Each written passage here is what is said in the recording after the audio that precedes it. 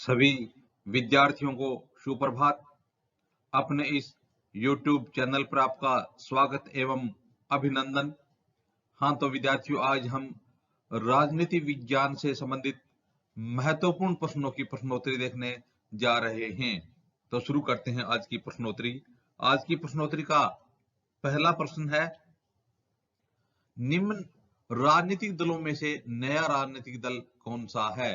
तो आपको 4 विकल्प दिए जाएंगे और आपसे पूछा जा रहा है कि इन राजनीतिक दलों में से नया राजनीतिक दल कौन सा है, जो इन चारों में से नया राजनीतिक दल है।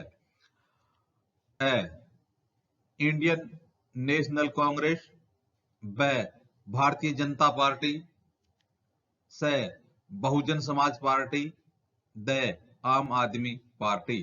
तो अब आपको बताना है कि इन राजनीतिक दलों में नया राजनीतिक दल कौन सा है। तो यदि हम देखें INC इंडियन नेशनल कांग्रेस, तो INC इंडियन नेशनल कांग्रेस भारतीय राष्ट्रीय कांग्रेस की स्थापना कब हुई थी? 1885 में। भारतीय राष्ट्रीय कांग्रेस की स्थापना कब हुई थी? 1885 ईस्वी में हुई थी। बीजेपी भारतीय जनता पार्टी, तो बीजेपी की जो पार्टी है उसकी स्थापना कब हुई थी आपको बताना है। तो इसमें हो जाएगा 1980 में स्थापित की गई थी। उसके बाद में है बहुजन समाज पार्टी। तो बहुजन समाज पार्टी कब बनी थी? BSP 1984 में। बहुजन समाज पार्टी BSP 1984 में। आम आदमी पार्टी, आम आदमी पार्टी, तो आम आदमी पार्टी का गठन कब किया गया था? 2012 में। 2012 में। अब देखिए, यह कह रहा है कि निम्न राजनीतिक दलों में से नया राजनीतिक दल कौन सा है। तो नया राजनीतिक दल कौन सा हो जाएगा? द आम आदमी पार्टी। और सबसे पुराना राजनीतिक दल कौन सा हो जाएगा? INC इंडियन नेशनल कांग्रेस 1885 में स्थापित की गई थी। तो इस प्रकार से इसका उत्तर हो जाएगा द आम आदमी पार्टी। अब देखते हैं विद्यार्थियों आज की प्रश्नोत्तरी का अगला प्रश्न।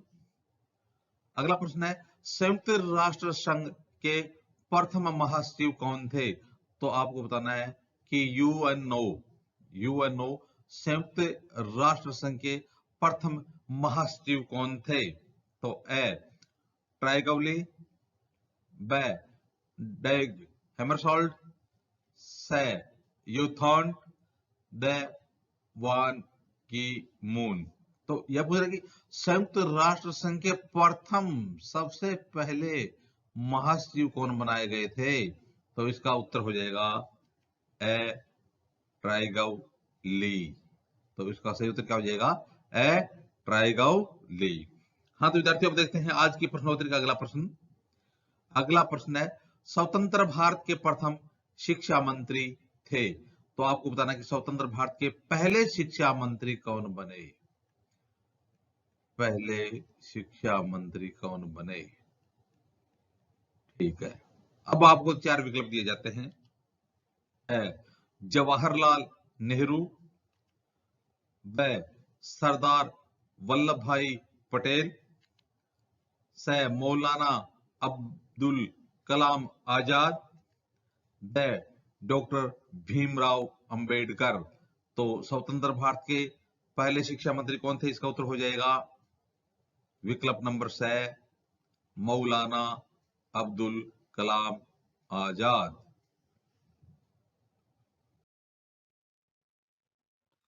हाँ, तो विद्यार्थियों अब देखते हैं आज की क्विज का अगला प्रश्न। आज की क्विज का अगला प्रश्न है, भारतीय संविधान में समवर्ती सूची की प्रेरणा कहां से ली गई है? तो भारतीय संविधान में समवर्ती सूची, 3 सूचियां, संघ सूची, राज्य सूची और समवर्ती सूची। तो यह कह रहा है कि भारतीय संविधान में समवर्ती सूची की प्रेरणा कहां से ली गई है? तो आपको विकल्प दिए जाते हैं। पहला है स्विट्जरलैंड से, दूसरा विकल्प है ऑस्ट्रेलिया से, तीसरा विकल्प है पूर्व सोवियत संघ से और चौथा विकल्प है अमेरिका से। तो आपको इन चारों विकल्पों में से देख के बताना है कि भारतीय संविधान में समवर्ती सूची की प्रेरणा कहां से ली गई है। तो इसका उत्तर हो जाएगा विकल्प नंबर 2, ऑस्ट्रेलिया से। तो भारतीय संविधान में समवर्ती सूची की प्रेरणा कहां से ली गई है? ऑस्ट्रेलिया से ली गई है। हाँ, तो विद्यार्थियों अब देखते हैं आज की क्विज का अगला प्रश्न। भारत के संविधान में उद्देशिका का विचार लिया गया है।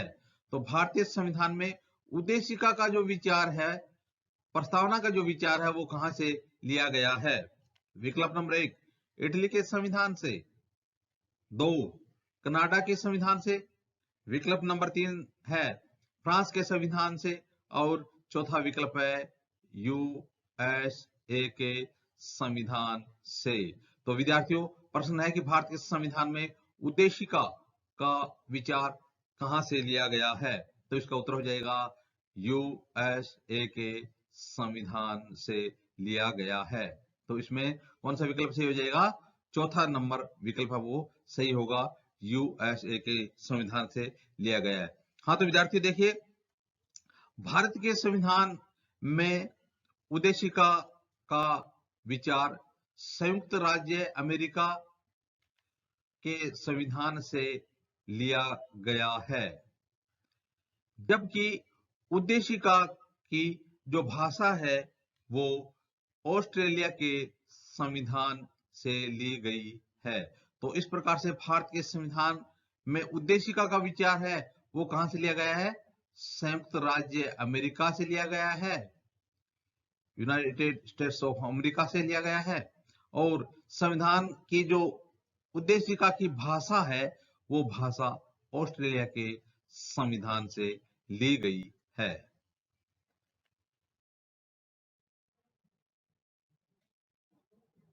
हाँ, तो विद्यार्थियों अब देखते हैं आज की क्विज का अगला प्रश्न।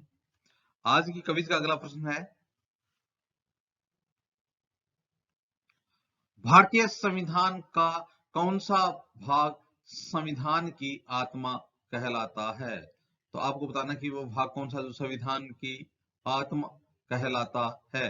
तो देखिए, आपको 4 विकल्प दिए जाते हैं। पहला है मूल अधिकार, दूसरा विकल्प है राज्य के नीति निर्देशक तत्व, तीसरा विकल्प है उद्देशिका और चौथा विकल्प है राजनीतिक अधिकार। तो आपको बताना कि भारतीय संविधान का कौन सा भाग है जो संविधान की आत्मा कहलाता है। तो देखिए, इसका उत्तर हो जाएगा विकल्प नंबर 3, उद्देशिका। तो इसका उत्तर क्या हो जाएगा? उद्देशिका हो जाएगा। तो उद्देशिका को भारतीय संविधान की आत्मा कहा जाता है।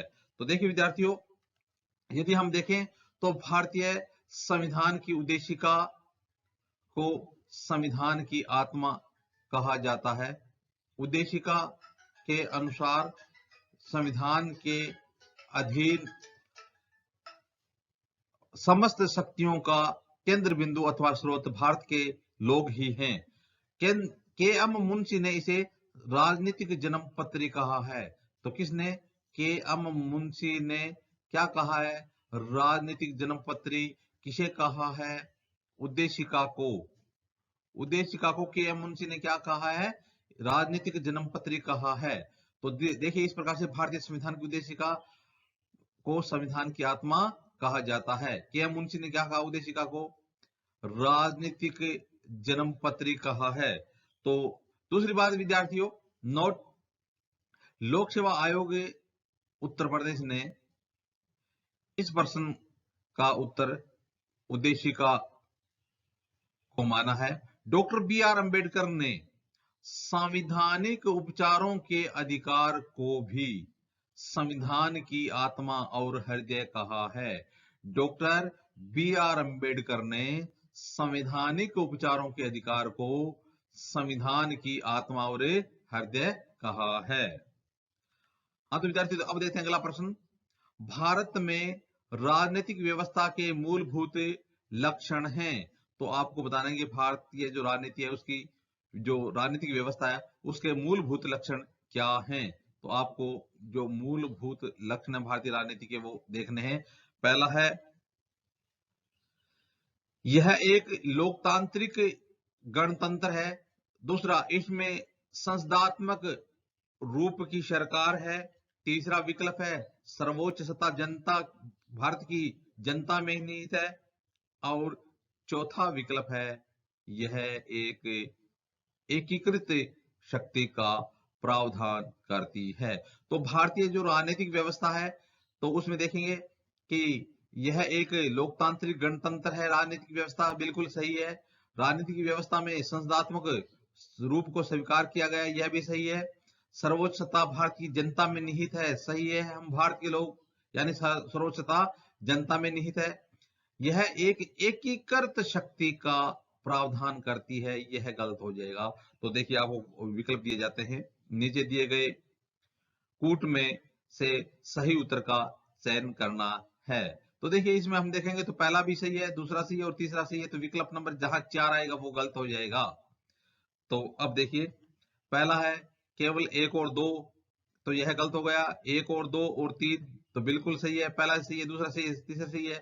2, 3 और 4 यह भी गलत हो गया, ये सभी यह भी गलत हो गया और यह भी गलत हो गया। तो इसका उत्तर हो जाएगा विकल्प नंबर 2, 1, 2 और 3, क्योंकि पहला विकल्प भी सही है, दूसरा विकल्प भी सही है और तीसरा विकल्प भी सही है, जबकि एकीकृत शक्ति का प्रावधान है यह गलत हो जाएगा। हाँ तो विद्यार्थियों अब देखते हैं आज की क्विज का अगला प्रश्न। आज की क्विज का अगला प्रश्न है, निम्न में से कौन एक भारत के संविधान का संघीय लक्षण नहीं है?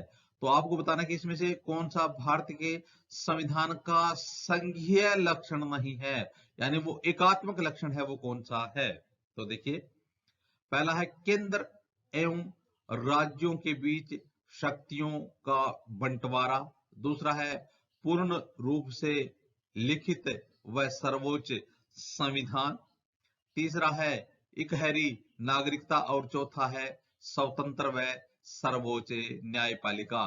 तो इसमें एकात्मक लक्षण कौन सा है? यह कह रहा है कि इसमें से कौन सा संघात्मक यानी संघीय लक्षण नहीं है, तो वो एकात्मक लक्षण हो जाएगा। तो इसमें से संघीय लक्षण कौन सा नहीं है? तो इसका उत्तर हो जाएगा विकल्प नंबर 3, इकहरी नागरिकता। तो केंद्र एवं राज्यों के बीच शक्तियों का बंटवारा संघीय होता है। पूर्ण रूप से लिखित व सर्वोच्च संविधान संघात्मक व्यवस्था में पाया जाता है। इसी प्रकार से संघात्मक व्यवस्था में स्वतंत्र व सर्वोच्च न्यायपालिका भी पाई जाती है। तो इसमें विकल्प नंबर 3 यह हो जाएगा, यह संघीय व्यवस्था का लक्षण नहीं है, इकहरी नागरिकता यह एकात्मक लक्षण है। हाँ तो विद्यार्थियों अब देखते हैं आज की क्विज का अगला प्रश्न।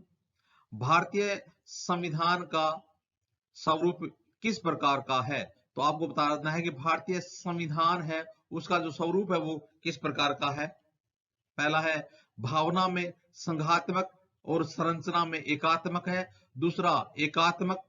तीसरा विकल्प है पूर्णतः संघात्मक और चौथा है संरचना में संघात्मक व भावना में एकात्मक। तो इसका विकल्प तो इसका उत्तर तो आप समझ गए होंगे, क्या हो जाएगा? इसका उत्तर हो जाएगा भारतीय संविधान का स्वरूप संरचना में संघात्मक है और भावना में एकात्मक है। तो इस प्रकार से विकल्प नंबर 4 से इसका उत्तर सही हो जाएगा। हाँ तो विद्यार्थियों अब देखते हैं आज की क्विज का अगला प्रश्न। आज की क्विज का अगला प्रश्न है, भारतीय नागरिकता नहीं प्राप्त की जा सकती है। तो यह कह रहा है कि भारतीय नागरिकता नहीं प्राप्त की जा सकती है। तो किस प्रकार से भारतीय नागरिकता प्राप्त नहीं की जा सकती है? पहला विकल्प है जन्म द्वारा। दूसरा है देशीयकरण द्वारा। तीसरा है किसी भूभाग के सम्मिलन द्वारा और चौथा है भारतीय बैंक में धन जमा करा के। तो सही इसका तो उत्तर से सीधा ही दिखाई दे रहा है, जन्म द्वारा भी नागरिकता प्राप्त की जा सकती है, देशीयकरण के द्वारा भी की जा सकती है, किसी भूभाग को सम्मिलित करके भी की जा सकती है, लेकिन भारतीय बैंक में धन जमा करा करके भारतीय नागरिकता प्राप्त नहीं की जा सकती है। तो इसका उत्तर हो जाएगा विकल्प नंबर 4, भारतीय बैंक में धन जमा करा करके भारतीय नागरिकता प्राप्त नहीं की जा सकती है। हाँ तो विद्यार्थियों अब देखते हैं आज की क्विज का अगला प्रश्न। राष्ट्रपति पद पर निर्वाचित होने के लिए न्यूनतम आयु कितनी निर्धारित है? तो राष्ट्रपति पद पर निर्वाचित होने के लिए यह पूछ रहा है कि न्यूनतम आयु कितनी निर्धारित है। तो इस आपको विकल्प दिए जाते हैं। पहला है 35 वर्ष, दूसरा है 30 वर्ष, तीसरा है 25 वर्ष और चौथा विकल्प है 40 वर्ष। तो देखिए इसका उत्तर तो आप समझ गए होंगे, विकल्प नंबर 1 35 वर्ष सही हो जाएगा, क्योंकि अनुच्छेद 58 के अनुसार भारत का राष्ट्रपति निर्वाचित होने के लिए उसकी न्यूनतम आयु 35 वर्ष होना जरूरी है। तो इस प्रकार से विद्यार्थियों आज हमने आज की क्विज के प्रश्नोत्तर देखे। आगे आने वाले समय में भी इसी प्रकार से प्रश्नोत्तर देखते रहेंगे, क्विज देखते रहेंगे। आप भी अपने इस YouTube चैनल के साथ बने रहिए।